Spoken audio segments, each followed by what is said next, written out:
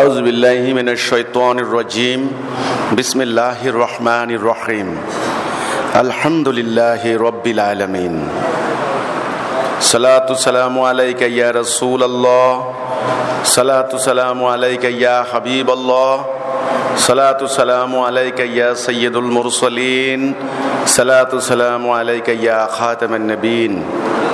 আমাদের এই শহীদি জামে মসজিদে যারা উপস্থিত হয়েছেন, সম্মানিত মুসল্লিয়ান একরাম, অতিথিবৃন্দ, সবাইকে আন্তরিক সালাম মোবারকবাদ।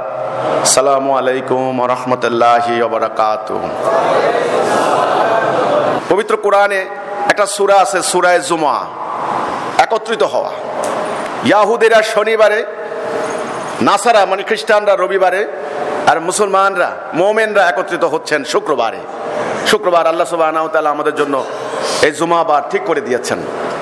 এই জুমার উদ্দেশ্য কি, আকীদা কি? আমি সর্বপ্রথম আমার আজকের আলোচনায় এই কথাটাই বলবো, আমলের আগে, ইমানের আগে দরকার হচ্ছে আকীদা। 5 ওয়াক্ত নামাজ পড়বে মোমেনরা। কারা? মোমেনরা। দৈনিক 5 বার নামাজ পড়বে মোমেনরা। আল্লাহ সুবহানাহু ওয়া তাআলা কোরআনে বলছেন মোমেনদেরকে, ইয়া আইয়ুহাল্লাযীনা আমানুস্তাঈনু বিস-সাবরি ওয়াস-সালাহ ইন্নাল্লাহা মা'আস-সাবিরিন। হে মোমেনগণ, সালাহ এবং সবরের মাধ্যমে আল্লাহ সাহায্য কামনা করে।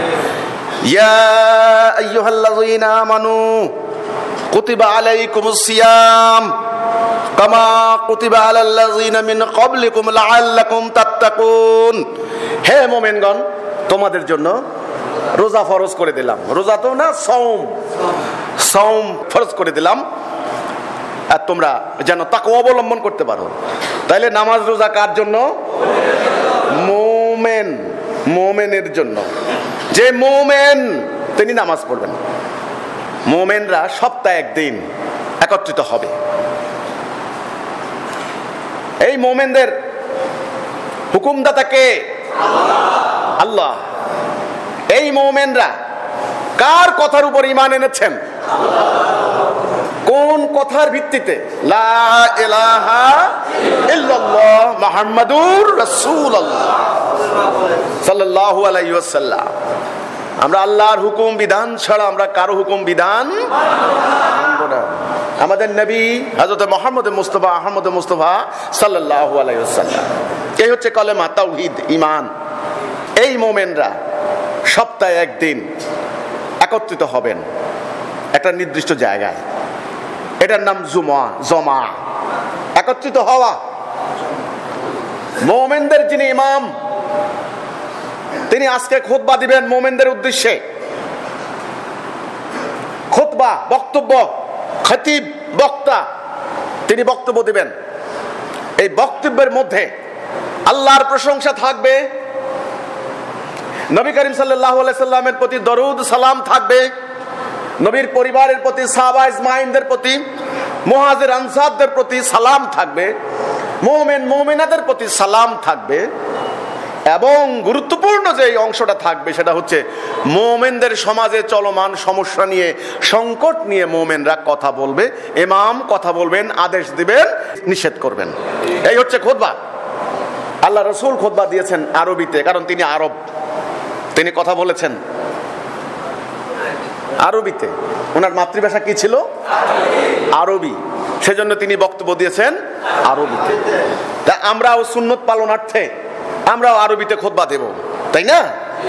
কিন্তু আমাদের বাংলা ভাষাভাষী মানুষকে বোঝার জন্য, আল্লাহর হুকুম আহকাম জানার জন্য, বোঝার জন্য আমরা বাংলায়, আমাদের মাতৃভাষায়, প্রয়োজনে আঞ্চলিক ভাষায় আমরা কিছু কথা বলতে পারি। এটাও খুতবার অন্তর্ভুক্ত হবে। এই জুমার দিনের আল্লাহ রাব্বুল আলামিনের হুকুম কি? আল্লাহ বলছেন, হে মুমিনগণ, যখন সালাতের আহ্বান করা হয় তোমরা আল্লাহর স্মরণে ধাবিত হও, বেচাকিনা বন্ধ করো। সালাত সমাপ্ত হলে তোমরা জমিনে ছড়িয়ে পড়ো, আল্লাহর অনুগ্রহ অনুসন্ধান করো। আছে না কোরআন? সূরা জুমা। বেচা কিনা বন্ধ করো। বেচা কিনা বন্ধ করার কথা কেন বলা হচ্ছে?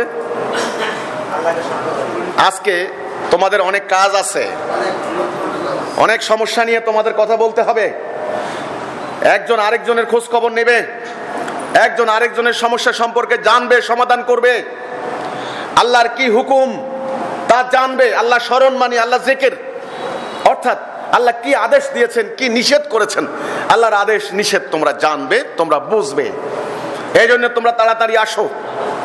এই জন্য নবী করিম সাল্লাল্লাহু আলাইহি সাল্লাম এই জুমার দিনে বিশেষভাবে প্রস্তুতি নিয়ে আসতেন। হাত পায়ের নখ কাটতেন, ভালো করে মিসওয়াক করতেন, খুশবু লাগাতেন, পরিষ্কার পরিচ্ছন্ন জামা কাপড় পরে অন্যদের খোঁজ খবর নিয়ে তিনি আসতেন। এটা হলো জুমার সুন্নাত। জুমার সালাহ সমাপ্ত হয়ে যাওয়ার পর ইমাম দাঁড়িয়ে মুসলমানদের খোঁজ খবর নিতেন, মুমিনদের খোঁজ খবর নিতেন। এই হচ্ছে জুমা। কাজেই এই আকীদা আমাদেরকে প্রথমে জানতে হবে। আলহামদুলিল্লাহ, আজকে আমরা এখানে হাজার হাজার ভাই বোন, এখানে মোমেন মোমেনা, এখানে আজকে জুমার সালাহ কায়েম করার জন্য আমরা একত্রিত হয়েছি। আল্লাহ সুবহানাহু ওয়া তাআলার কাছে আমরা প্রার্থনা করি, আল্লাহ তুমি আমাদের এই সালাহ কবুল করো। আল্লাহ তুমি আমাদের এই সমাবেশ কবুল আর মঞ্জুর করো আল্লাহ। তো সম্মানিত অতিথিবৃন্দ, আপনারা কষ্ট করে এ পর্যন্ত এসেছেন। আমরা আগে প্রথমে জানবো ইসলামের উদ্দেশ্য কি। আল্লাহ সুবহানাহু ওয়া তাআলা কেন রাসূলের উপরে ইসলাম নাযিল করেছেন, কারণ কি, ইসলামের উদ্দেশ্য আগে জানবো আমরা। আমার হাতে এই জিনিসটা কি, এর উদ্দেশ্য কি? সময় দেওয়া। আমার হাতে এই জিনিসটা কি, এই কলমের উদ্দেশ্য কি? লেখা। তাহলে উদ্দেশ্য কি এই জানার নাম আকীদা। কথা পরিষ্কার হলো? ঈমান আকীদা যদি ঠিক না থাকে, আমল করে কি হবে? আপনাদেরকে আল্লাহ সুবহানাহু ওয়া তাআলা জ্ঞান দিয়েছেন, আপনারা জ্ঞান খরচ করবেন।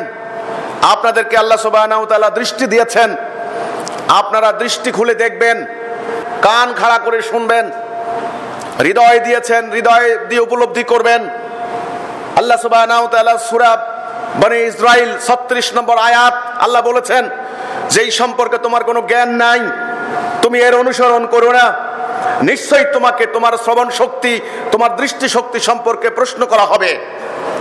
কাজেই আগে জানুন, আগে দেখুন, আগে বুঝুন। কারণ মিথ্যা গুজব রটিয়ে যেই জায়গায় বসে আজকে আমরা জুমার সালাহ কায়েম করছি, জুমার দিনে এই জায়গাকে হামলা করে ভাঙচুর করা হয়েছে, দুইটা ভাইকে শহীদ করা হয়েছে, সমগ্র বাড়িঘর আগুন দিয়ে জ্বালিয়ে দিয়েছে, মিথ্যা কথা বলে অপপ্রচার চালিয়েছে যে আমরা নাকি খ্রিস্টান হয়ে গিয়েছি। কেন এই কথা বলল, কারা বলল, কি জন্যে বলল, আমাদের কি অপরাধ, আমরা কি বলেছি? আজকে আপনারা যারা মুসল্লিরা আছেন, আপনারা শুনবেন, আপনারা বিচারকের আসনে, আমি আজকে আসামির কাঠ গড়ায় দাঁড়িয়ে আছি। আমার বক্তব্য শোনার পর, আমার খুতবা শোনার পর রায় আপনারা দেবেন আমি কোন অন্যায় করেছি, কোন অন্যায্য কথা বলেছি, কোন খারাপ কাজটা করেছি, যেই কারণে আমার বাড়িতে হামলা করা হলো, আমার ভাইদেরকে জবাই করা হলো, আমার সম্পত্তি লুট করা হলো, আমার ঘর বাড়ি আগুন দিয়ে জ্বালিয়ে দেওয়া হলো। আমার কি ন্যায়সঙ্গত কথা বলার অধিকার নাই? বাংলাদেশ একটি স্বাধীন সার্বভৌম শাসনতান্ত্রিক রাষ্ট্র। এখানে আমার কথা বলার অধিকার, আমার ধর্ম পালনের অধিকার, আমার মসজিদ নির্মাণের অধিকার আছে, আমার চাষবাস করার অধিকার। আমি যদি কোনো অন্যায় না করি, আমি যদি সমাজে বিশৃঙ্খলা সৃষ্টি না করি, আমি যদি আল্লাহর কিতাব পরিপন্থী কোনো কাজ না করি, তোমাদের কথার সঙ্গে মিলবে না, তোমাদের আকীদার সঙ্গে মিলবে না, তোমাদের অন্ধত্বের সঙ্গে মিলবে না বলে আমাকে হামলা করবে, আমাকে খ্রিস্টান আখ্যা দেবে, আমাকে কাফের বলবে, আমাকে ইসলামের শত্রু বলে প্রচার চালাবে, এই অধিকার তোমাদেরকে কেউ দেয়নি। আমার কথাগুলি মনোযোগ দিয়ে শুনুন। আমরা বলেছি আল্লাহ সুবহানাহু ওয়া তাআলা পবিত্র কোরআনে সূরা ফাতিহা 28, সূরা সফ 9, সূরা তাওবা 33, তিনটা সূরার মধ্য দিয়ে আল্লাহ জানিয়ে দিলেন আমাদেরকে ওয়াল্লাযী আরসালা রাসূলাহু বিল হুদা ওয়া দীনিল হক লিইয়ুযহিরাহু আলাদ-দীনি কুল্লিহি। তিনি আল্লাহ যিনি আপন রাসূলকে পাঠিয়েছেন হেদায়া এবং সত্য দ্বীন দিয়ে, যেন অন্য অন্য সমস্ত দ্বীনের উপরে এটাকে বিজয়ী করে, গালেব করে, জাহের করে। তাহলে দ্বীন কে পাঠিয়েছেন? আল্লাহ, না কোনো মানুষ পাঠিয়েছে? এই দ্বীন আল্লাহ কাকে পাঠিয়েছেন? রাসূলকে। পাঠিয়ে, দ্বীন পাঠিয়ে রাসূলকে কি বলেছেন? আমি পাঠিয়েছি হেদায়া এবং সত্য দ্বীন, তুমি এটা মানব জীবনে প্রতিষ্ঠা করো। মানব জীবনে প্রতিষ্ঠা করলে কি হবে? মানব সমাজে শান্তি থাকবে, ন্যায় বিচার থাকবে, সুবিচার থাকবে, অন্যায় হবে না, অবিচার হবে না, চুরি ডাকাতি খুন রাহাজানি হবে না, দুর্বলের উপর সবলের অত্যাচার হবে না, দরিদ্রের উপরে ধনীর বঞ্চনা হবে না, সমাজে থাকবে ন্যায় বিচার, মানবাধিকার, মানবতা। মানুষ দরজা খুলে ঘুমাবে, একা একটা মেয়ে মানুষ হেঁটে যাবে, স্বর্ণ অলংকার পরিহিত অবস্থায় কোনো ভয় থাকবে না। এমন একটি সমাজের নাম মুসলমান সমাজ, ইসলামের সমাজ। এই সমাজ প্রতিষ্ঠা করার জন্যই নবী করিম সাল্লাল্লাহু আলাইহি সাল্লামের আগমন হয়েছে। মানুষ আল্লাহর খলিফা। কার খলিফা? আল্লাহর খলিফা। সূরা বাকারা 30 নম্বর আয়াত আল্লাহ সুবহানাহু ওয়া তাআলা বলছেন, ওয়াইয ক্বালা রাব্বুকা লিল মালাইকাতি ইন্নী জাইলুন ফিল আরদি খলিফা। স্মরণ করো সেই মুহূর্তের কথা যখন আল্লাহ মালায়েকদেরকে বললেন, পৃথিবীতে আমি আমার খলিফা পাঠাবো, প্রতিনিধি। মানুষ পৃথিবীতে আল্লাহর প্রতিনিধি। কার প্রতিনিধি? আল্লাহর প্রতিনিধি।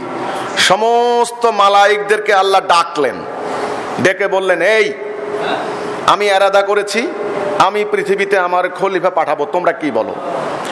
মালায়েকরা বলল, বারে লাহি, তোমার প্রশংসা কীর্তন করার জন্য তো আমরাই যথেষ্ট। এমন সৃষ্টি করবেন যারা পৃথিবীতে ফাসাদ ওয়া সাফাকুদ্দিমা করবে। আল্লাহ বললেন, আমি জানি তোমরা জানো না। আল্লাহ সুবহানাহু ওয়া তাআলা বানালেন নিজ হাতে ঠনঠনা মাটি, আটালো যুক্ত মাটি দিয়ে বাবা আদমকে বানালেন। বানিয়ে আল্লাহ তখন মালায়েকদেরকে বললেন যে আমি যখন এর ভেতরে আমার রূহ ফুঁকে দেব, তোমরা সবাই মিলে সেজদা করবে। এই আলোচনা বুঝতে হবে। তখন মানব জীবনের মূল সংকটটা কোথায়, তখন আপনারা পরিষ্কার বুঝে ফেলবেন। আসল এই দ্বন্দ্ব সংঘাত কেন, ন্যায় অন্যায়ের এই লড়াই কেন, পৃথিবীর সৃষ্টি থেকে কিয়ামত পর্যন্ত সত্য মিথ্যার এই দ্বন্দ্ব কেন, কোথায়? আশা করি বুঝবেন এই আলোচনাটুকু বুঝার পর। যখন আল্লাহ সুবহানাহু ওয়া তাআলা রূহ ফুঁকে দিলেন, আদম আল্লাহর খলিফা হয়ে গেলেন। সবাইকে বললেন সেজদা করো, সবাই সেজদা করলো, ইবলিস সেজদা করলো না। আবা ওয়াস্তাকবারা ওয়া কানা মিনাল কাফিরিন, ইবলিস কাফের হয়ে গেল। আল্লাহ বললেন, এই ইবলিস, তুই সেজদা করলি না কেন যাকে আমি নিজ হাতে বানালাম?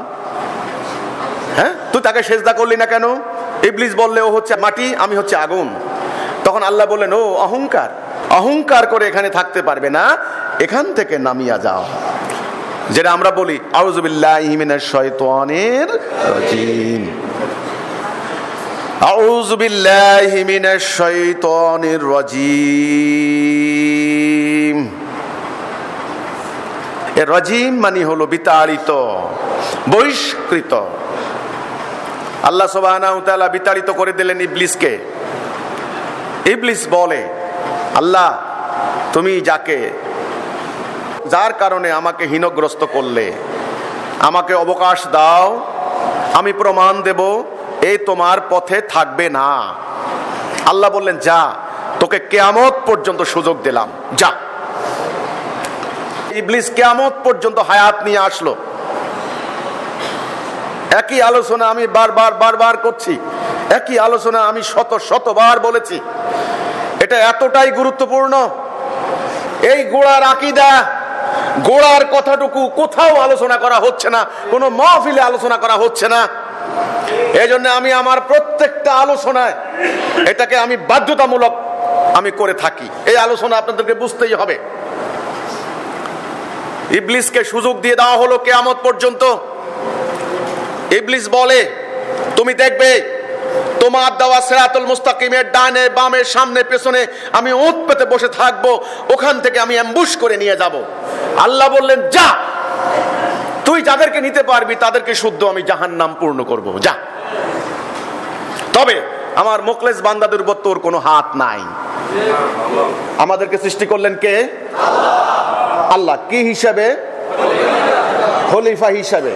তাহলে আমার কাজ কি হবে? এই পৃথিবীতে আল্লাহর খেলাফত করা, নাকি ইবলিসের খেলাফত করা? আমি যেন আল্লাহর খেলাফত করতে না পারি, আমাকে যে কারণে বানানো হয়েছে, আমি যেন আল্লাহর হুকুম মানতে না পারি, আমি যেন আল্লাহর আনুগত্য করতে না পারি, এজন্য শত্রু হিসেবে দাঁড় করানো হয়েছে কাকে? ইবলিস। আমরা হলাম আদম হাওয়ার সন্তান, আমরা হলাম বনি আদম। আমরা হলাম কি? বনি আদম, আদম সন্তান। বাবা থেকে মাকে বানানো হলো। আগে ছিলেন একজন বাবা, মাকে বানানোর পরে দুইজন হয়ে গেলেন, বাবা মা দুইজন। দুইজনকে বললেন এই জান্নাতে থাকো, তবে একটা আমার নিষেধ, ওই গাছের নিকট যাবে না, তবে তোমরা জালেম হয়ে যাবে। শয়তান তাদেরকে ভুলিয়ে দিলেন, তারা তওবা করলেন, রব্বানা জালামনা আনফুসানা ওয়া ইল্লাম তাগফির লানা ওয়া তারহামনা লানাকুনান্না মিনাল খাসিরিন।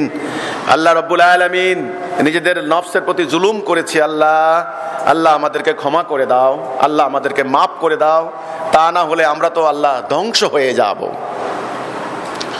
আল্লাহ বললেন, ঠিক আছে,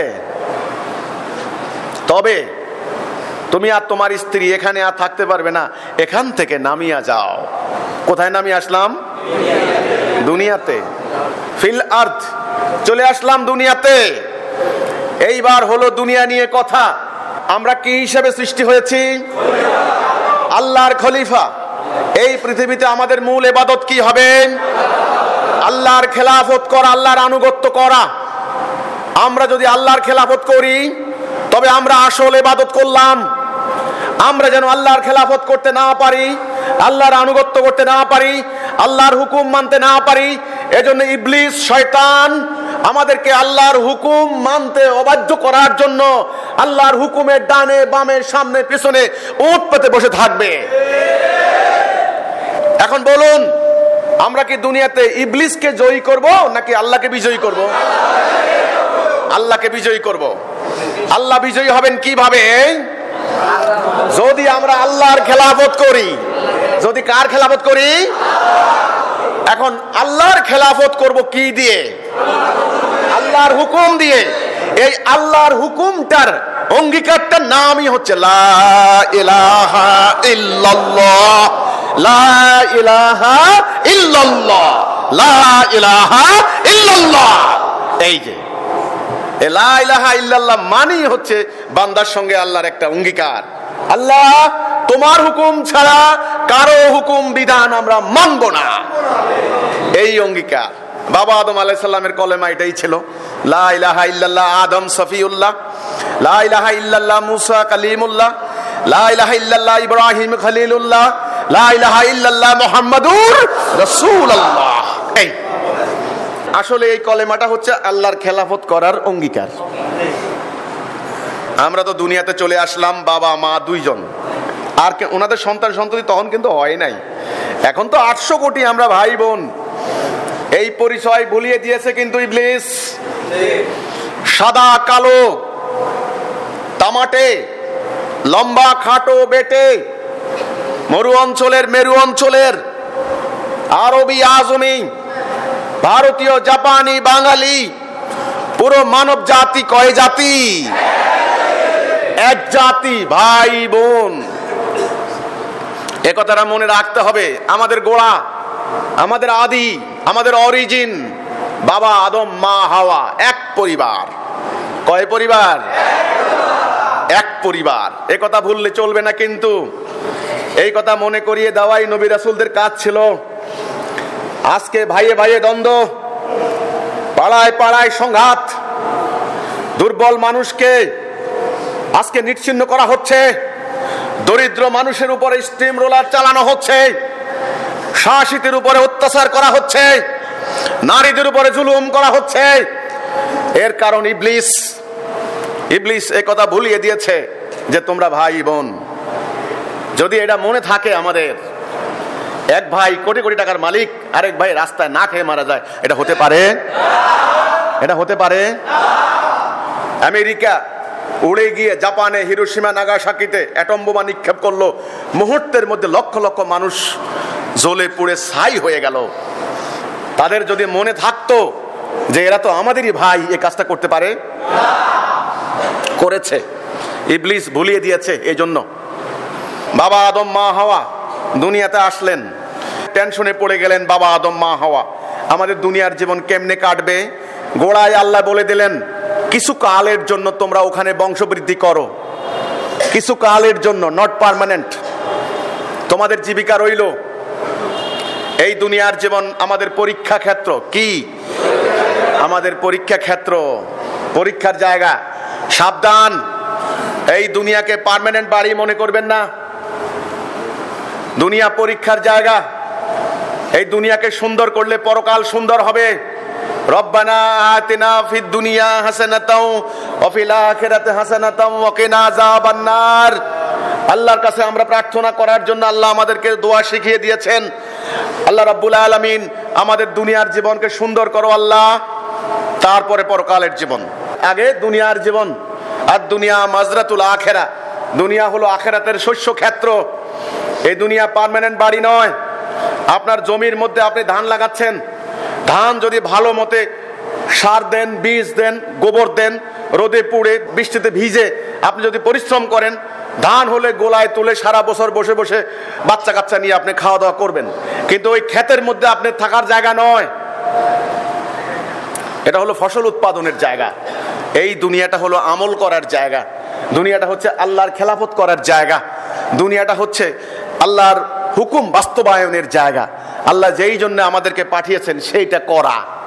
কিন্তু আমাদের আনন্দের জায়গা, আমাদের ভোগের জায়গা, আমাদের খুশির জায়গা, আমাদের পার্মানেন্ট বাড়ি, আমাদের চিরস্থায়ী ঠিকানা কোথায়? জান্নাতে। আল্লাহ কোরআনে বললেন ইয়া আদাম উসকুন আনতা ওয়া যাওজুকাল জান্নাতা। এই জান্নাতে থাকো তুমি আর তোমার বউ। তাইলে আমাদের বাবা মার বাড়ি তো আমাদের বাড়ি নাকি? এই দুনিয়ার জীবনে এসে তিনি টেনশনে পড়ে গেলেন বাবা আদম মা হাওয়া, কেমনে জীবন যাবে। তখন বাবা আদমকে আল্লাহ সুবহানাহু ওয়া তাআলা আশ্বাস বাণী শোনালেন, ফাইম্মা ইয়াতিয়ান্নাকুম মিন্নি হুদা ফামান তাবিআ হুদায়া ফালা খাউফুন আলাইহিম ওয়ালা হুম ইয়াহজানুন। আমি হেদায়া দেব। হে আদম, চিন্তা করো না, টেনশন করো না। যারা আমার হেদায়ার ইতায়া করবে, আমার পথ অনুসরণ করবে, তাদের কোনো ভয় নাই, তাদের কোনো চিন্তা নাই। আমি প্রশ্ন করতে চাই, সে হেদায়াটা কি? লা ইলাহা ইল্লাল্লাহ। এই হেদায়া। আমরা যদি এই হুকুমের মধ্যে থাকতে পারি তবে আমাদের কোনো ভয় নাই। কিসের ভয় নাই?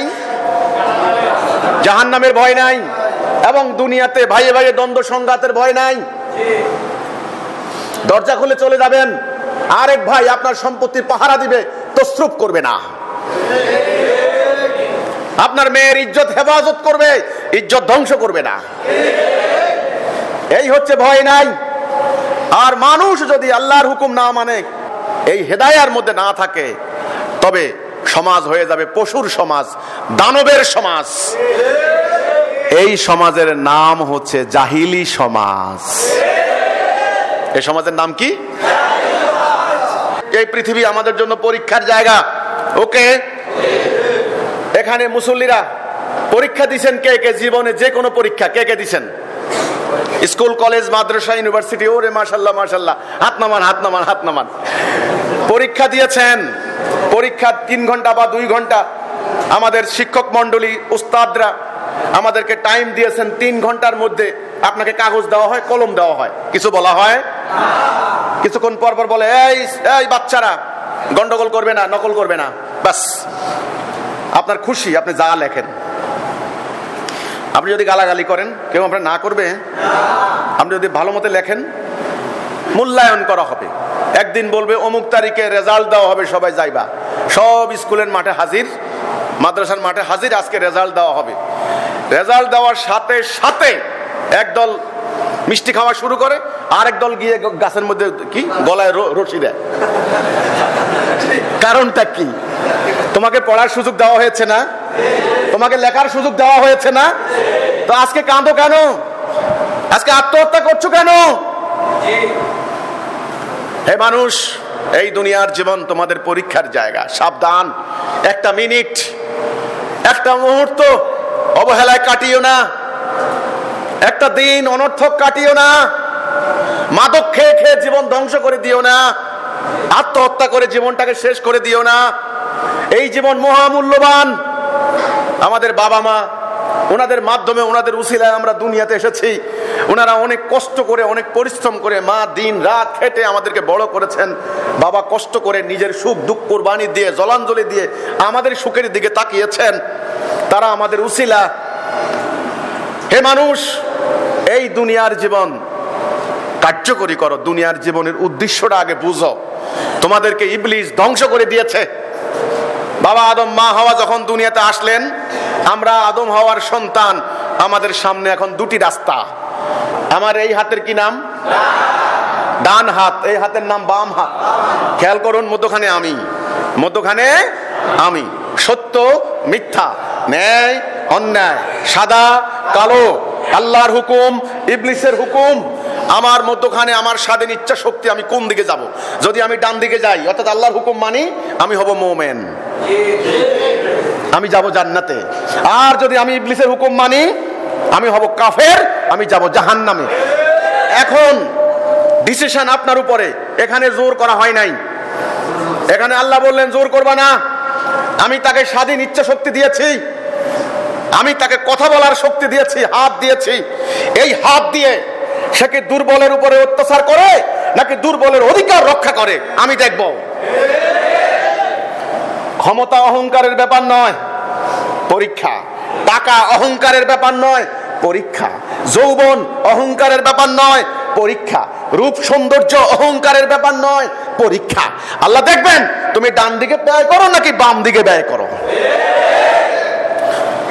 তারপরে এক প্রস্ত সাদা কাপড় জড়িয়ে, মিনহা খালাকনাকুম ওয়া ফিহা নুঈদুকুম মিনহা নুখরিজুকুম তাহারাতান নুখরা বলে দেওয়া হবে। বাস, সবাইকে এই দোয়া পড়তে পড়তে দেওয়া হয়। রাজা, উজির, প্রেসিডেন্ট, প্রধানমন্ত্রী, রিকশাওয়ালা, কোনো পার্থক্য আছে? বাস, পরীক্ষার পালা শেষ, সব এক কাতারে। আদম সন্তান কার হুকুম মানবে দুনিয়াতে? এই আদম সন্তান যেন আল্লাহর হুকুম মানে, এই অঙ্গীকার নামাটা নামই হচ্ছে তাওহীদ, লা ইলাহা ইল্লাল্লাহ। আমাদের নবী করিম সাল্লাল্লাহু আলাইহি সাল্লাম এই ডাকটাই দিলেন। তিনি যেই সমাজে আসলেন, ওই সমাজের নাম কি? জাহিলি সমাজ। অন্যায়, অবিচার, জুলুম, রক্তপাত, ঘরে ঘরে মাদক। এখন তো আরো অত্যাধুনিক যুগ না, এখন ছোট্ট ট্যাবলেট, এটার নাম দিছে ইয়াবা, মানে বাবা কয় ইয়াবা। একটা পোটলার দাম নাকি 10 লাখ টাকা। গাঁজা, হেরোইন, আরো কত কিছু, আমি নামও জানি না এগুলির, কত নাম, হায় রে হায়। মাদক, আরব সমাজে ঘরে ঘরে ছিল মাদক। দাস ব্যবসা, দাস। মানুষকে কোমরে রশি দিয়ে, গলায় দড়ি দিয়ে, পায়ে বেড়ি দিয়ে মানুষকে বাজার থেকে কিনে আনতো গরু বকরির মতো। মানুষকে গরু বকরির মতো। হযরত বেলালের কথা শুনেন নাই? এই হযরত বেলালকে কিনে আনা হয়েছিল, ওনার বাড়ি ইয়েমেন এলাকায় ছিল। দাস ব্যবসা, ঘরে ঘরে দাসত্ব। নারীদের কোনো সম্মান নাই, জীবন্ত মেয়ে মানুষ কবর দিত। কোনো বিচার নাই, লুটতরাজ, দিনের বেলায় ডাকাতি, খুন, রাহাজানি, কারো কথা কেউ শুনে না। অভাব, দারিদ্র, অশ্লীল বাক্য, অশ্লীল কথা, অশ্লীল বক্তব্য, গীবত, হানাহানি, এই ছিল আরব সমাজ। এটার নাম। মানুষ তো পশু নয়, মানুষ তো আল্লাহর খলিফা। মানুষের এই অবস্থা কেন? মানুষের সমাজে এত অন্যায়, এত বিচার কেন? এই অশান্তি দেখে রাহমাতাল লিল আলামিনের হৃদয় বিগলিত হলো। তিনি অস্বস্তি বোধ করতে লাগলেন, তার হৃদয় অশান্ত হয়ে গেল, তার মন আনচান করতে লাগলো। তিনি ভাবতে লাগলেন, এই সমাজের পরিবর্তন কি সম্ভব নয়? কোন পথে পরিবর্তন সম্ভব? মানুষ কি তাহলে এইভাবে ধ্বংস হয়ে যাবে? এইভাবে মানুষকে বিনাশ করে দেবে? আল্লাহ, এর কি মুক্তির কোনো পথ নাই? তিনি ভাবতে লাগলেন একান্তে নিরিবিলি হেরা গুহায়। তখন আম্মা খাদিজার সঙ্গে ওনার বিয়ে হয়েছিল। আম্মা খাদিজা তিনি পরম মমতায়, কোনো কষ্ট, কোনো অভিযোগ নাই, কিচ্ছু নাই।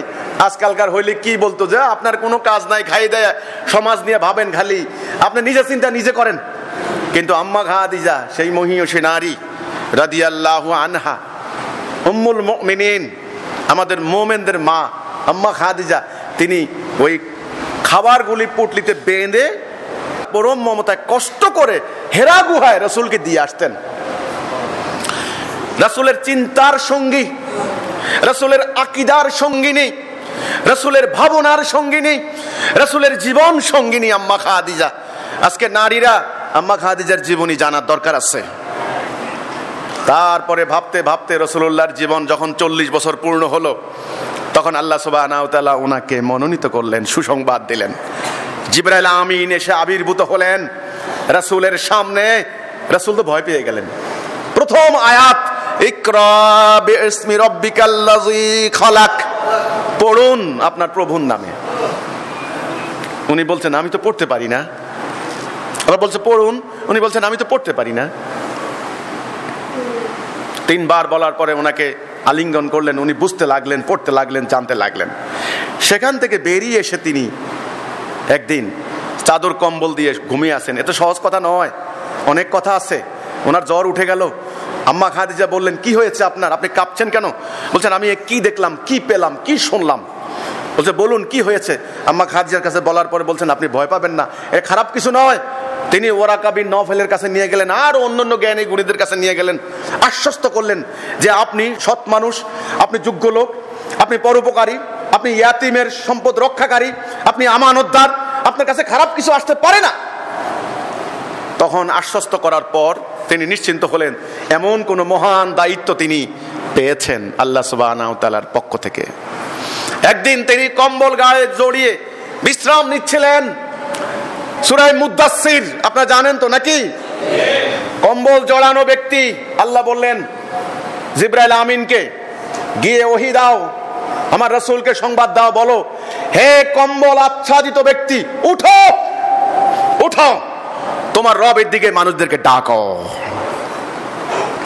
শুরু হয়ে গেল ডাক দেওয়া, আর ঘুমিয়ে থাকতে পারলেন না। শুরু হয়ে গেল মিশন, শুরু হয়ে গেল কর্মযজ্ঞ, শুরু হয়ে গেল মানব সমাজের পরিবর্তনের পালা। কনকনে শীতের হাওয়া পরিবর্তন হয়ে দক্ষিণা সমীরণ, শুরু হয়ে গেল নতুন পাতা গজানোর প্রক্রিয়া। পুরানো জরাজীর্ণ সমাজ ভেঙে নতুন সমাজ নির্মাণের ঘোষণা শুরু হয়ে গেল। শীতকাল যখন আসে কি হয়, প্রকৃতি স্তব্ধ হয়ে যায়, পাতাগুলি ঝরে যায়, কুয়াশাচ্ছন্ন হয়ে থাকে, গাছগুলি মনে হয় যেন চাদর মুড়ি দিয়ে বসে থাকে, কোনো নড়া নাই চড়া নাই, এমন না অবস্থা। এবার যখন ধীরে ধীরে দক্ষিণা বাতাস শুরু হয়, নতুন পাতা গজাতে থাকে, শরীরে ঝিরি ঝিরি ঝিরি ঝিরি আরাম বোধ হতে থাকে, মানুষের মনের পরিবর্তন হয়। এই ফাগুন নিয়ে কত গান, কত কবিতা, কত কাব্য রচনা করেছেন কবিরা আমাদের দেশের ফাগুন নিয়ে। আমি উদাহরণটা দিলাম, ওই জাহিলি সমাজ স্তব্ধ হয়ে গিয়েছিল, মানুষের কোনো স্বাধীনতা নাই, মানুষের ধর্মীয় কোনো অধিকার নাই, মানুষ অনর্থক মূর্তি পূজায় লিপ্ত থাকতো। ধর্ম ব্যবসায়ী গোষ্ঠী ধর্মটাকে স্বার্থের জন্য ব্যবসায়িক হাতিয়ারে পরিণত করে নিয়েছিল। আর শাসক গোষ্ঠী জোকের মতো রক্ত শোষণ করে মানুষের উপর শোষণ নির্যাতনের স্টিম রোলার চালিয়েছিল। এটার নামে তো জাহিলি সমাজ। মানুষ স্তব্ধ হয়ে গিয়েছিল, মানুষের প্রতিবাদের কোনো ভাষা নাই। ডুকরে ডুকরে মানুষ ঘরে দরজা বন্ধ করে কাঁদতো। নারীদের কোনো পালানোর পথ নাই, নারীদের আত্মহত্যা করত, মদ খেয়ে চুর হয়ে পড়ে থাকতো, নিজেকে ভোলার চেষ্টা করত। হতাশা, যন্ত্রণা ইত্যাদিতে সমস্ত সমাজ ডুবেছিল। মুক্তির বারতা নিয়ে, বসন্তের হাওয়া নিয়ে, নতুন সভ্যতা নিয়ে আবির্ভূত হলেন রাহমাতাল লিল। তিনি দাঁড়িয়ে তৎকালীন নিয়ম মোতাবেক এই বনু অমুক, এই বনু অমুক, এই বনু অমুক, এই বনু অমুক, এই কুরাইশ, এই বনু হাসিম, এই বনু অমুক, সবাইকে ডাকলেন, ডেকে বললেন কথা আছে। তৎকালীন নিয়ম, আজকের মতো তো আর হল রুম নাই, স্টেডিয়াম না, পাহাড়ের একটু উঁচা জায়গায় তিনি দাঁড়ালেন, পাহাড়ের পাদদেশে সবাই দাঁড়ালেন। কি হয়েছে, কি হয়েছে? বল সবাই মোহাম্মদ ডাকতেছে, নিশ্চয়ই কোনো খবর আছে, ও তো খারাপ কাজের দিকে কখনো ডাকে নাই। তিনি বললেন, আমি যদি বলি পাহাড়ের পিছনে একদল শত্রু আছে, তোমাদেরকে হামলা করবে, তোমরা কি বিশ্বাস করবে না? তারা বলল যে হ্যাঁ বিশ্বাস করব, তুমি আলামিন আসাদিক, তোমার কথা অবিশ্বাস তো করিনি আমরা কখনো। বলছে তাহলে মনে রাখো, ধ্বংস তোমাদের অনিবার্য, এই ধ্বংসের হাত থেকে বাঁচার জন্য তোমাদের একটা অঙ্গীকার করো, ইয়া আইয়ুহান নাস কুলু লা ইলাহা ইল্লাল্লাহ তুফলিহুন। একটা ঘোষণা দিয়েছেন রাসূল, কলেমার ঘোষণা, তাওহীদের ঘোষণা। রাসূল কি কারো সম্পত্তি দখল করার কথা বলেছেন? রাজ্য লুট করার কথা? কলেমার কথা, তাদের মুক্তির কথা, তাদের কল্যাণের কথা। তারা কি বলল? প্রথমে চাচা আবু লাহাব, ও এই কথা ডাকার জন্য আমাদেরকে ডাকলে, একটা পাথর মাথায় মারলো, তাব্বা আলাকা ইয়া মুহাম্মদ, হে মুহাম্মদ তুমি ধ্বংস হও। শুরু হয়ে গেল রক্তপাত, রাসূলের মিশন শুরু হলো। সেই থেকে শুরু হলো রাসূলের উপর অত্যাচার, জুলুম, নির্যাতন। একটা দিনের জন্য রাসূলকে শান্তি দেয় নাই। তারপরে মক্কা 13 বছরের ইতিহাস, রাসূল থাকতে পারেন নাই, মক্কা থেকে চলে গেলেন মদিনায়। এই মক্কার জীবন এমনি এমনি নয়, মুমিনদের জানা দরকার আছে কি নির্যাতন, কি নিপীড়ন। 3.5 বছর শিয়াবে আবু তালেবের বন্দিখানায় রাখা হয়েছিল, মাথার উপরে ছাদ নাই, কোনো খাবার নাই। ওই টাইমে ঘাস লতাপাতা খেয়েছে, বাচ্চাগুলি বুকে দুধ না পেয়ে মারা গিয়েছে, নারীরা মারা গিয়েছেন, বৃদ্ধরা জীর্ণ শীর্ণ হয়ে গিয়েছেন, মরুভূমির কাটা গাছ খেয়ে মুখের দিকে ঘাও হয়ে গিয়েছে, পাথর খেয়েছেন অনেকে। সেই কলেমা আজকে এখানে এসেছে, এমনি এমনি আসে নাই। চতুর্দিকে অবরোধ চলছে, হত্যার হুমকি চলছে, মায়ের অত্যাচার চলছে। কারণ দুনিয়া থেকে যখন আল্লাহর হুকুম চলে যায়, ইবলিসের রাজত্ব যখন শুরু হয়, এই ইবলিসের রাজত্বকে পরাজিত করে আবার আল্লাহর হুকুম প্রতিষ্ঠা করা চারটিখানি ব্যাপার নয়। যারা এই দায়িত্ব কাঁধে তুলে নেয় তারা নিঃশেষ হয়ে যায়, তাদের কিছুই থাকে না, বিনিময়ে তারা আল্লাহর কাছে মর্যাদা পায়। সেই জায়গায় আজকে আমরা দাঁড়িয়ে আছি। এই সংগ্রামের পর কি হলো? যুদ্ধ হয়ে গেল, রাসূলকে আক্রমণ করলো, মদিনায় যাওয়ার পরও রাসূলকে শান্তি দেয় নাই। বদর হলো, উহুদ হলো, আহজাব হলো, একে একে সমস্ত অভিযানগুলি হলো, হুনায়ুন হলো, এইভাবে প্রায় 78টি যুদ্ধ নবীর জীবনে হলো। আচ্ছা বলুন তো, নবী যুদ্ধগুলি করেছেন কি সম্পত্তির জন্য, রাজ্য দখল করার জন্য, টাকা পয়সা জমা করার জন্য, ক্ষমতা, মানবাধিকার, মানুষের অধিকার, জাহিলি সমাজ নির্মূল করে ইসলামের সমাজ ফিরিয়ে আনার জন্য? মানুষ যেন আল্লাহর দাসত্ব করে, মানুষ যেন ইবলিসকে প্রত্যাখ্যান করে, মানুষ যেন আল্লাহর আনুগত্য করে, মানুষ যেন আল্লাহর খেলাফত করে, যেন অভাব দারিদ্র দূর হয়, মানুষে মানুষে যেন দ্বন্দ্ব সংঘাত হানাহানি দূর হয়। এই প্রতিষ্ঠা করার জন্য রাসূল এসেছেন। এই প্রতিষ্ঠাটা তিনি কি দিয়ে করলেন? এই কোরআন দিয়ে। ধীরে ধীরে এই কিতাব নাযিল হয়েছে ওনার উপরে। এই কিতাবের উদ্দেশ্য কি? এই কিতাব দিয়ে কি করা হবে? আজকে আমি আকীদা নিয়ে এইটুকুই বলতে চাই। রাসূলের একটা হাদিস, রাসূল বললেন সময় আসবে ইসলাম শুধু নাম থাকবে, কোরআন শুধু অক্ষর থাকবে।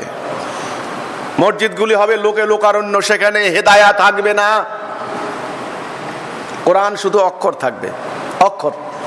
আজকে অক্ষর মুখস্থ করা হচ্ছে, অক্ষর তাফসীর করা হচ্ছে, অক্ষরের ব্যাখ্যা করা হচ্ছে, ওয়াজ করা হচ্ছে প্রতি বছর, ওয়াজ করে করে বান্ডেলে বান্ডেলে টাকা কামাই করা হচ্ছে। কিন্তু এই কিতাব কোরআনুল কারীম, কোরআনুল মাজিদ, এই বিধান এই সমাজে কার্যকরী হচ্ছে? এর হুকুম মোতাবেক, এর শিক্ষা মোতাবেক মুসলমানদের জীবন চলছে। রাসূল বলেছেন অক্ষর থাকবে, ঠিকই অক্ষর আছে, অক্ষর কেউ পাল্টাইতে পারে নাই। কোরআনের একটা অক্ষর, একটা বর্ণ, একটা হরফ কেউ পরিবর্তন করতে পারে নাই, পারবে না ইনশাআল্লাহ। কিন্তু এটা কেন, এই কলমটা কেন? আমি যদি না লিখি বানানোর কোনো অর্থ আছে? এই কোরআনটা কেন? এটা সমাজে কার্যকরী করে, মানব জীবনে প্রতিষ্ঠা করে, মানবতার সাম্য, মানবাধিকার প্রতিষ্ঠা করা, ইবলিসের চ্যালেঞ্জে আল্লাহকে বিজয়ী করা, আল্লাহর খেলাফত করা, ওইটাই যদি না হয় তাহলে এর রহমত, এর বরকত থেকে আমরা বঞ্চিত হলাম না? ব্যাস, আমাদের জীবন চলে যাচ্ছে, এর রহমত, এর বরকত থেকে আমরা বঞ্চিত হচ্ছি। সম্মানিত অতিথিবৃন্দ, আমার কথা হচ্ছে নবী করিম সাল্লাল্লাহু আলাইহি সাল্লাম ওই জাহিলি সমাজ পরিবর্তন করে দিয়ে তিনি আল্লাহর কাছে চলে গেলেন। যাওয়ার সময় তিনি বলে গেলেন, আল্লাহ আমাকে 5টি কাজের আদেশ দিচ্ছেন, আমি তোমাদেরকে দিয়ে যাচ্ছি। 1 নম্বরে তোমরা ঐক্যবদ্ধ থাকবে।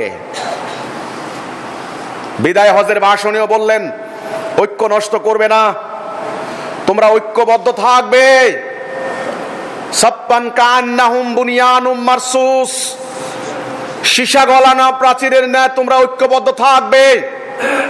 ওয়াতাসিমু বিহাবলিল্লাহি জামিয়া ওয়া লা তাফাররাকু, এই আয়াতখানা আমি আমার পিছনে লাগিয়েছি। তোমরা সীসা গলানো প্রাচীরের ন্যায় ঐক্যবদ্ধ থাকবে, তোমরা আলাদা হইও না। তোমাদের আল্লাহ এক, তোমাদের রাসূল এক, তোমাদের কিতাব এক, তোমরা আল্লাহর হুকুম মানবে, তোমরা ঐক্যবদ্ধ থাকবে, তোমরা হানাহানি করে নিজেরা কুফর করো না। 1 নাম্বার। 2 নাম্বার, তোমাদের নেতার আদেশ শুনবে। 3 নাম্বার, তোমরা নেতার আদেশ অক্ষরে অক্ষরে পালন করবে। তোমাদের আল্লাহ এক, রাসূল এক, তোমাদের নেতা একজন, তোমাদের জাতি হবে একটা, তোমাদের নেতার আদেশ মানবে, তোমরা হিজরত করবে, জান মাল দিয়ে আল্লাহর রাস্তায় জিহাদ করবে দিন প্রতিষ্ঠা করার জন্য। এই 5 দফা কর্মসূচি থেকে যে আঘাত সরে গেল, তাদের গলা থেকে ইসলামের রশি খুলে গেল। নামাজ পড়লেও রোজা রাখলেও জাহান্নামের জ্বালানি পাথর। আল্লাহ রাসূল বলেছেন, আমার কথা নয়, কার কথা? মুহতারাম হাজিরিন, আমি তাহলে প্রশ্ন রাখতে চাই, এই কর্মসূচির মধ্যে আমরা আছি? ঐক্য আছে আমাদের মধ্যে? হাজার হাজার পীর, এক এক পীরের এক এক তরিকা, হাজার হাজার মৌলবী, এক এক মৌলবীর এক এক দল, হাজার হাজার মতবাদ, শিয়া মারে সুন্নিরে, সুন্নি মারে শিয়ারে। মধ্যপ্রাচ্যে গত 1000 বছর এই হালাকু খান থেকে শুরু করে হালাকু খান এই ধ্বংসযজ্ঞ চালিয়েছে। গোড়া ইতিহাস ঘেটে দেখেন, শিয়া সুন্নি দ্বন্দ্ব। বুশ, প্রেসিডেন্ট বুশরা বাপ বেটা আয়সা ধ্বংস করে দিল, গোড়ায় শিয়া সুন্নি দ্বন্দ্ব। আজকে পুরো মধ্যপ্রাচ্যে আগুন জ্বলছে শিয়া সুন্নি দ্বন্দ্ব। মুসলমান সবাই বলে আমি ঠিক, ওই খারাপ, ওই কাফের, আমি ঠিক। আল্লাহ জান্নাত নিবেন কাকে? মুমিনের দল কয়টা হয় আসলে? ইহদিনাস সিরাতাল মুস্তাকিম, সিরাতাল মুস্তাকিমে আল্লাহ আমাদেরকে হেদায়েত দাও। মুমিনের দল হবে একটা। আল্লাহ রাসূল বলেছেন, ইহুদি জাতি 72 ফেরকা বিভক্ত হয়েছে, আমার উম্মত হবে 73 ফেরকা, এক ফেরকা জান্নাত যাবে। জান্নাতি ফেরকা কয়টা? একটা। কোন ফেরকা জান্নাত যাবে সেটাও রাসূল বলে দিয়েছেন, যারা জামাতবদ্ধ থাকবে, ঐক্যবদ্ধ থাকবে। আল্লাহ রাসূল যেই তরিকার মধ্যে ছিলেন, যারা ওইটার মধ্যে থাকবে, তারাই হচ্ছে জান্নাতি ফেরকা। আমরা এখন আসি ঐক্যের মধ্যে? নাই। আমাদের নেতা আছে? নাই। কার কথা কে শুনবে? এক এক আলেম এক এক ধরনের মত দিচ্ছেন, কারো কথা কেউ শুনছেন না। নাই ঐক্য, নাই আনুগত্য, নাই জিহাদ, জিহাদের নামে হচ্ছে সন্ত্রাস, কিচ্ছু নাই, কর্মসূচি নাই। তাহলে 5 দফা নাই, আমরা 5 দফা থেকে আউট। মাইরটা কেন খাচ্ছি বুঝেন। আরেকটা হাদিস রাসূল বলছেন, বুনিয়াল ইসলামে আলা খামসিন, ইসলামের বুনিয়াদ কয়টা? 5টা। 1 নাম্বারটা কি? লা ইলাহা ইল্লাল্লাহ, আল্লাহর হুকুম ছাড়া কারো হুকুম মানবো না, এটা 1 নাম্বার। 2 নাম্বারে হচ্ছে সালাত, 3 নাম্বারে হচ্ছে যাকাত, 4 নম্বরে হজ, 5 নম্বরে সাওম। ঈমান আর আমল, ঈমান আর আমল। যার ঈমান নাই তার আমলের কোনো মূল্য নাই। আগে ঈমান না আগে আমল? আগে ঈমান। 100টা তসবিহ দানা একত্র করে কিসে? সুতা। তেমনি কোটি কোটি মানুষকে একত্রিত করবে কিসে? ঈমান। ঈমান নামক এই সুতা কেটে দেওয়া হয়েছে, নাই।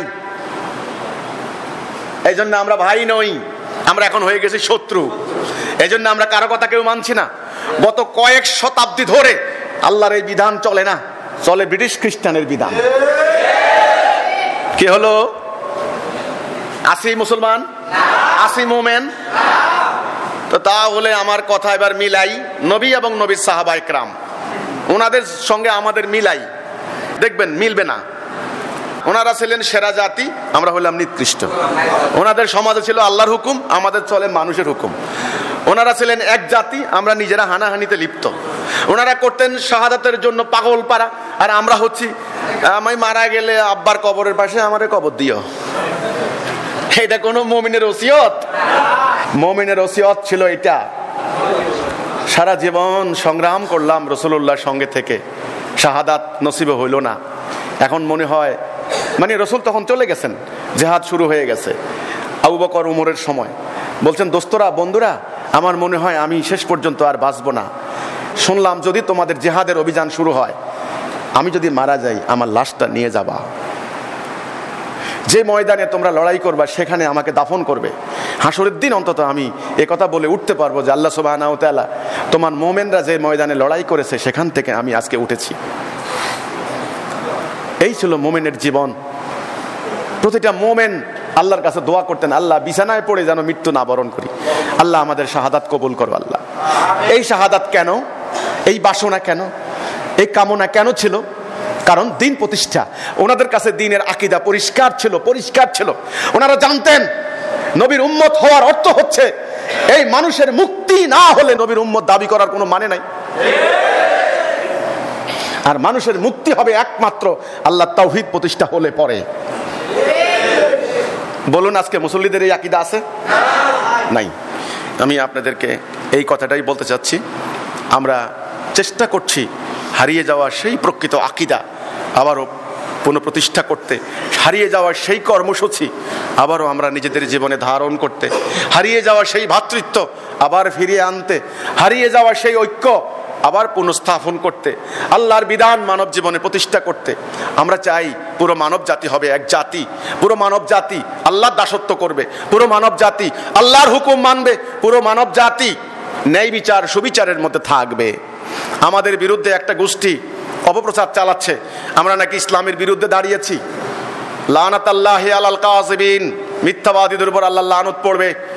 যেসব কথা আমরা বলি নাই, যেটা আমাদের আকীদা নয়, যেটা আমাদের বিশ্বাস নয়, যারা জোর করে আমাদের উপর চাপিয়ে দিয়ে দিয়ে আমরা যেটা বলি নাই সেটা টুইস্ট করে করে আমাদের বই থেকে এক লাইন আধা লাইন এক টুকরা নিজেদের মন মতে কথা মিশিয়ে হ্যান্ডবিল তৈরি করে তারা সমাজে বিশৃঙ্খলা সৃষ্টি করছে। লানাতাল্লাহি আলাল কাযিবিন, মিথ্যাবাদীদের উপর আল্লাহ লানত পড়বে। সম্মানিত অতিথিবৃন্দ, এই হলো আমাদের কর্মসূচি, এই হলো আমাদের লক্ষ্য, এই হলো আমাদের আকীদা। আমরা চাই মুমিন হিসেবে বাঁচতে, আমরা চাই উম্মতে মুহাম্মদী হিসেবে হাসরের দিন আল্লাহর সামনে দণ্ডায়মান হতে, আমরা চাই মুসলিম হিসেবে মানব জীবনে মাথা উঁচু করে দাঁড়াইতে। পৃথিবীতে আমাদের আর কিছু চাওয়ার নাই, কিছু পাওয়ার নাই। আমাদের এই সংগ্রাম মানবতার কল্যাণে, কোনো অর্থ চাই না, কোনো অর্থের বিনিময় নয়, শুধু মানুষের কল্যাণে, আর কিচ্ছু নয়। আমি আল্লাহর খলিফা এটাই প্রমাণ দিতে চাই। আল্লাহ, দুনিয়াতে তোমার খেলাফত করেছি, এখন যদি আমাদেরকে হত্যা করা হয় কিছু করার নাই, যদি আমাদেরকে গালি দেওয়া হয় কিছু করার নাই। আমরা চেষ্টা করব প্রতিরোধ করতে। আর যদি মৃত্যু হাতে লেখা থাকে, আলহামদুলিল্লাহ, হাসরের দিন আল্লাহ দেখবেন আমরা কি করেছি। তাই আপনারা আমাদের সম্পর্কে জানবেন, কোনো ধরনের মিথ্যা প্রচারণায় প্রপাগান্ডায় প্রভাবিত হবেন না। তাদেরকে বলবেন তোমরা দেখে আসো, শুনে আসো। আমরা সাধারণ মানুষ, আমাদের ভুল হতে পারে, ভুল নিয়েই তো মানুষ। কোনো মানুষ আছে ভুলের ঊর্ধ্বে? নবী রাসূলদেরকে আল্লাহ ভুলের ঊর্ধ্বে নিয়ে গিয়েছেন। আমরা মানুষ, সাধারণ মানুষ, আমরা নবীর উম্মত। আমাদের গুনাহ, আমাদের মিস্টেক, আমাদের ভুল হতেই পারে। আমরা আস্তে আস্তে তওবা করব, নিজেদেরকে সংশোধন করে নেব। কিন্তু সারা জীবন কি জাহিলি সমাজে পড়ে থাকবো? সারা জীবন কি অন্ধকারে থাকবো? আলোর মধ্যে আমরা যাব না? আমরা যেন আলোর মধ্যে যেতে পারি, আমরা যেন আল্লাহর ইতাআত করতে পারি, আমরা আল্লাহর কাছে প্রার্থনা করব। আর আমরা আল্লাহর কাছে দোয়া করব, রব্বানা জালামনা আনফুসানা ওয়া ইল্লাম তাগফির লানা ওয়া তারহামনা লানাকুনান্না মিনাল খাসিরিন। রব্বানা আতিনা ফিদ দুনিয়া হাসানাতাও ওয়া ফিল আখিরাতি হাসানাতাও ওয়া কিনা আযাবান নার।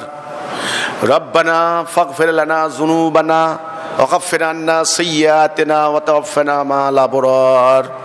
রব্বির হামহুমা কামা রব্বায়ানি সগীরা। রব্বির হামহুমা কামা রব্বায়ানি সগীরা। আমরা আল্লাহর কাছে দোয়া করব, রব্বানা লা তুযিগ কুলুবানা বাদা ইয হাদাইতানা ওয়া হাব লানা মিন লাদুনকা রাহমাতান ইন্নাকা আনতাল ওয়াহ্হাব। আল্লাহ, আমাদেরকে হেদায়াত দিয়েছো আল্লাহ, মৃত্যু পর্যন্ত আমাদেরকে এই পথে অটল রাখো আল্লাহ। আমরা আল্লাহর কাছে এই দোয়া করব। আল্লাহ হাফেজ, সালামু আলাইকুম।